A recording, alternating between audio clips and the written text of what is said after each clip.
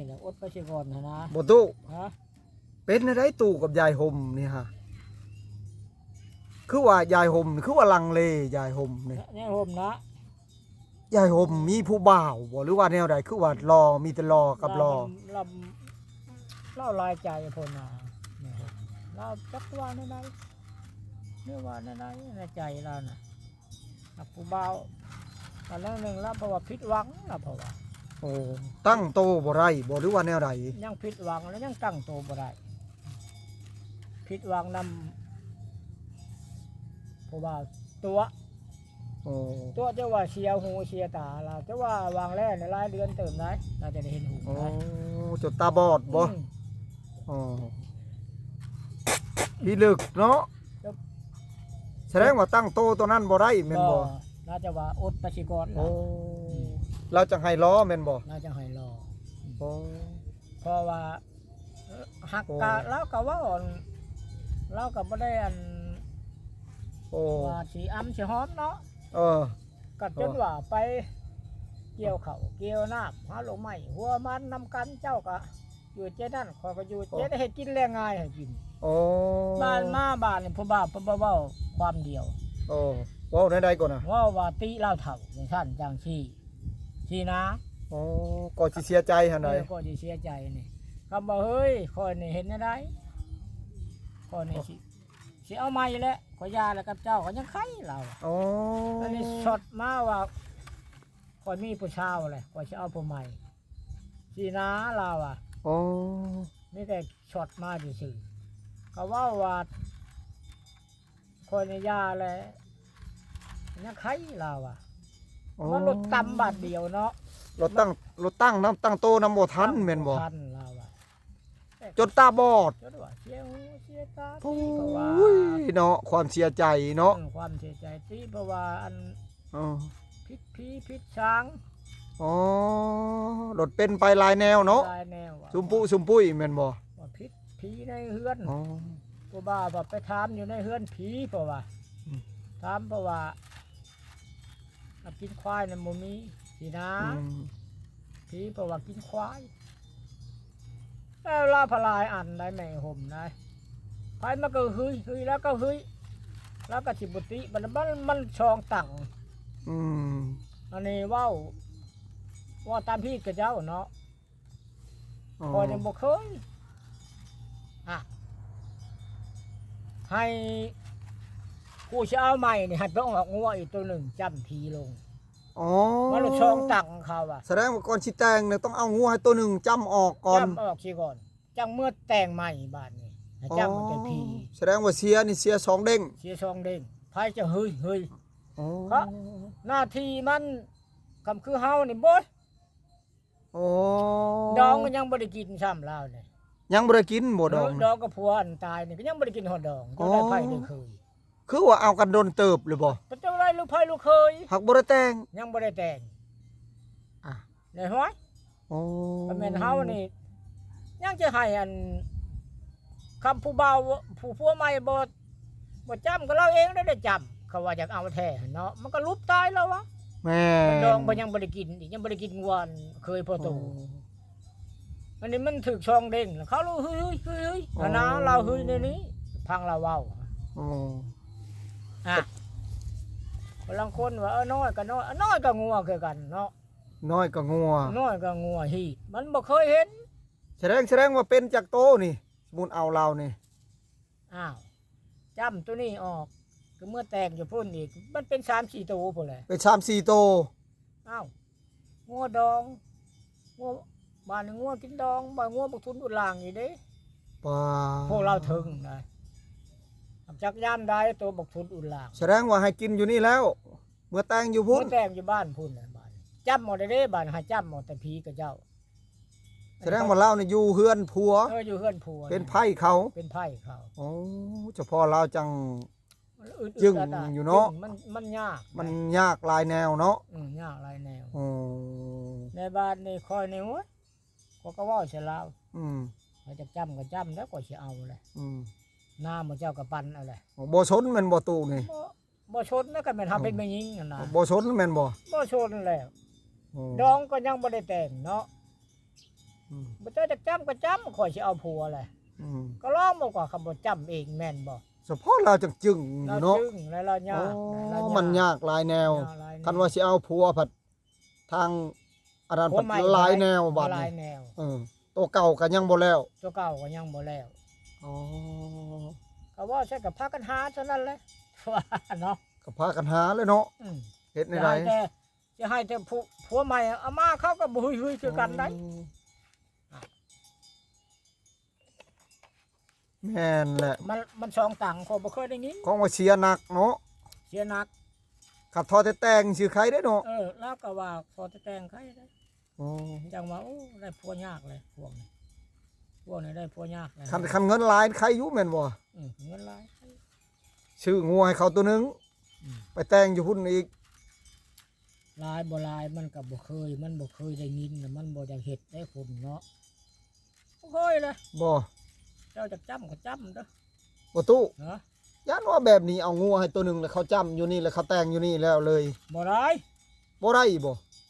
จำเอาแล้วก็เป็นบ่ได้เป็นไผเขาได้เมื่อแต่งอยู่น้ำพุ่นแหละแต่งอยู่บ้านเชียงบานพอแล้วบ้านในนั้นได้ ย่านว่าแต่งอยู่นี่แล้วเขาจำออกแล้วเลยหั่นนะ ตัวนี้เขาจำกินจำออกแต่พีแล้วก็แต่งใหม่แล้วบาทแต่งน้ำมัน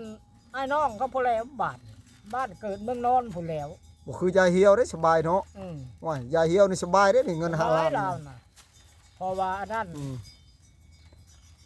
เขาก็เลยเว้าใส่เชียวอยู่อันนั้นก็ได้คำว่าตกลงอลีนะมากูจะไปเว้าอีกคำมึงบอกครับสิโทรอันเอาอันเจ้าโคตรเขามาผูกจะผู้คายบอยผู้บวชเนาะแต่มันได้บ่แบบเว้าคำได้เลยมึงตัวหันมึงตรงลงสิก่อนเอาว่าอันนี้มีแต่ให้ไปถามผัดโตพระบุตรอันนั้นเนาะให้ไปถามซื่อๆหรือบ่ได้เรื่องลายๆไปสั่ง แม่น ตัวเราเขาไม้หัวได้เห่าอ่ะ ต้องเอาแบบจริงจังหน่อยเนาะ เอาให้โตเพิ่นว่าบานนี่ ถือว่า ก่อนนี่กูก็ต่อให้เจ้าว่าได้ยังมื้อนั้นยังจะชวนไปเว้าอีกเว้าเพิ่นไปสั่งอีกเว้าโตผัดยังบ่ตกลงกับลูกมันเก่าแล้วเห่าอ่ะก็ว่าอาซ้ำนี่ซ้ำนั้นข่อยแต่งแต่เฮาสิให้ผู้สาวน่ะโทรเอาอ้ายมันมาผู้ชุดขาดน่ะ โดยผู้จับผู้คายบอยผู้บวชนะผู้ที่คือรับจำผีนะ แม่น หากพวกนี่ก็ทำยากๆอยู่ฮีดกับเจ้านี่มู่เขาลบปะบนเลยทอดแต่เฮือนนี่ได้คว้าความหัวผีหัวช้างนะทอดแต่เฮือนลังเดียวอันนี้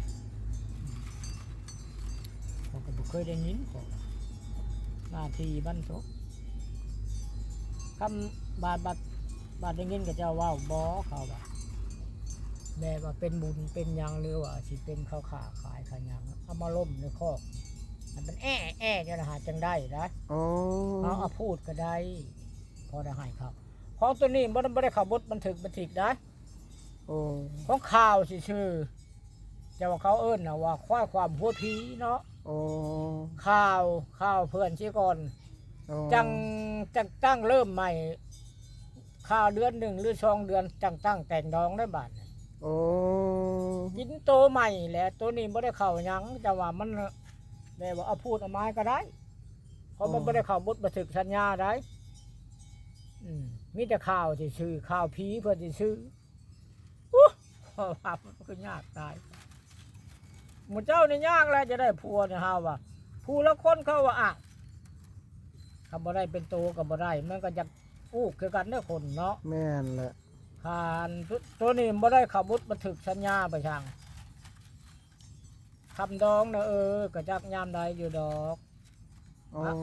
ฮาว่าซ้ำบักมีนี่ฮาว่าย่านในตายป้ากันพุ่นแต่จะได้เนี่ยก็อยู่หันแล้ว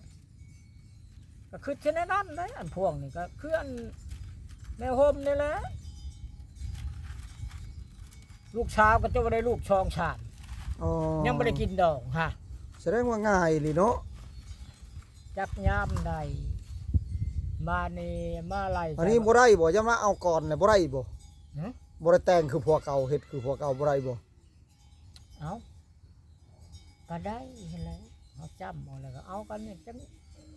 ย้ำใดเลยเอากันจ้ำเอาแล้วก็ไปห้องไปขออยู่พุ่น อ๋อ ก็บ่ว่าแล้วมันบ่มีก็อดไปแต่ว่าตายผัดกันก็มี อ๋อ ก็ได้คือกันพวกเราถึงบ่แม่นว่าสิขอแต่งรถดอกก็ได้จ้ำตัวนี้ออกแล้วเมื่อขออยู่พุ่นอยู่พี่ก็ได้บ้านนี่เพื่อนก็ได้เขาจ้ำมาแต่พี่ซื่อนะเพราะว่าบ่ได้เป็นไผเพิ่นเนาะบ้านให้พวกนั้นกินข้าวว่าหัวคำบ่ได้จ้ำนี่พวกนี้ได้กินขออยู่พี่ได้บ้านนี่ ขออยู่พี่ ขออยู่พี่แล้วกินอยู่พี่แล้วคำบ่จ้ำหมดนะ อ๋อ ก็ได้คือกันแบบว่ายังบ่ได้ชงว่าฉันเสีย อ๋อ แบบว่ายังบ่ได้ชงก็ให้ทางแม่ย่าไปแล้วกินแบบว่ายังเป็นลูกสาวเขาอยู่เด้ อ๋อ กับจ้ำเอาแล้วก็วิทย์กับพุ่นแล้วเป็นเวียกเป็นงานกับทางนั้นแล้วกินบัดนะในนั้นดอกจังว่าเขาบอกว่าคำเอาพวกเขาให้จ้ำนะ อ๋อ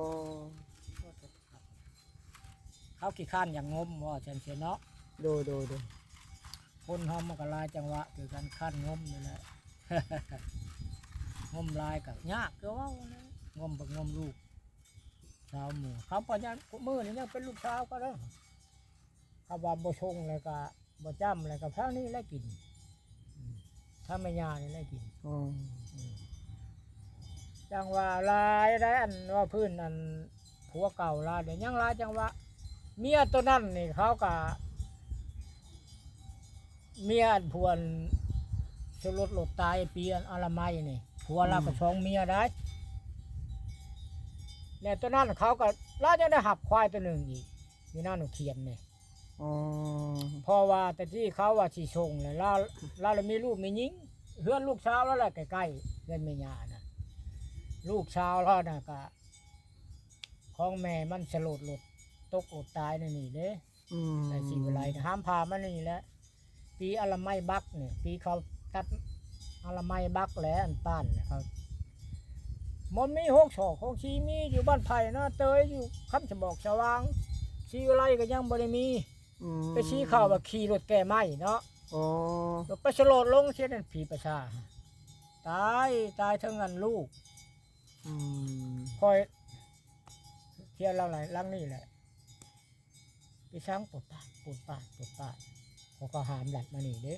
อืม หามมาที่ผีประชาหลัดมันมาแจ้งบอกโอ้ยอีสายสโลดตกรถตายลูกคาท้องคาไช่จะว่าได้เขาก็แก้คนเอาเนาะ อืม แต่เราก็ได้ลูกคนนึง อืม แต่ก็ว่าเขาก็เราก็จะได้หับควายอีกตัวหนึ่งยังลายได้ผัวก็ได้มันมาหับผู้นี้อีกนี่ผู้เมียใหม่นี่ อืม ก็ยังบ่ได้แต่งตัวอันเมียกงเมียเข้ากับถึกชรานี่เขายังเอาควายไปให้เขาอีกตัวหนึ่งอีกนะ อืม ตะกี้เขาว่าสิตัดวิทย์บ่วิทย์แล้วมันเรามีลูกเขาบอกให้ตัดมีลูกเนี่ยนั่นเลยพวกนี้จังว่ายากลายเลยจังว่าคูมือเนี่ยเขาก็ตั้งสิทธิใหม่ได้พวกเราถึงก็ได้แต่นมบางยางแทงยังก็ได้แต่กี้มันยากคือมาคอยได้นี่ย่างควายตัวหนึ่งในหับนี่พอเท่านี่ได้ อืม แท้เลยใช่ย่างแต่เล่นแต่ลานมันบ่จักถีบจักคลองเลยเนาะ อืม